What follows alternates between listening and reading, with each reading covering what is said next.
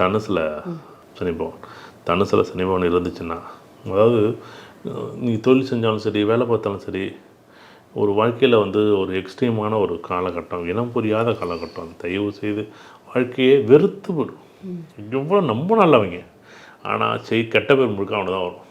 அவன் திருடனான், அவன் வந்தான், பார்த்தான், பேசினான், எடுத்தான், அவன் செஞ்சான், அவன் எடுத்துகிட்டு போனான், இப்படியே போய் யாரோ ஒருத்தர் சொல்லி எழுப்பி விட்டு சங்கடப்படுத்தான். அதை விட்டு தனுசில் இருக்கக்கூடிய சனி பகவானாக இருந்தால் கொஞ்சம் கஷ்டப்பட்டு தான் ஆகணும். ரொம்ப பொறுமையாக இருக்கணும். அவசரப்பட்டு அது நீங்கள் செய்யுறீங்க, நீங்கள் அதை பார்க்குறீங்க, நீங்கள் பேசுனீங்க, நிரூபிக்க வேண்டிய அவசியம் இல்லை. நீங்கள் ஆனால் நிரூபிக்கணும்னு நினச்சா அது ரொம்ப கஷ்டம். அடுத்து மகரத்தில் சனி பகவான் ரொம்ப ஒரு எதிர்பார்த்த விட நல்லாயிருக்கும் வாழ்க்கை. மேசலகனம் 10ஆம் அதிபதி 10ல் இருக்கார், ரொம்ப சூப்பராக இருப்பார் அப்படின்னு சொல்லிடலாம். 11ஆம் வீட்டில் கும்பத்தில் சனி பகவான் இருந்தாலும் நல்லா இருப்பார். ஆனால் கும்பத்தில் நம்ம எப்பயுமே சனி பகவான் இருக்க கூட சூரியன் இருக்க கூட நம்ம சொல்லுவோம்.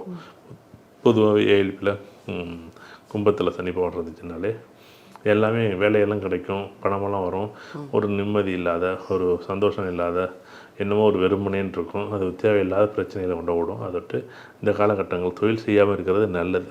தொழில் செஞ்சால் அது அவ்வளோவா அந்த லாக் ஆகிடும். ரொம்ப எதிர்பார்த்த விட லாக் ஆகிடும்.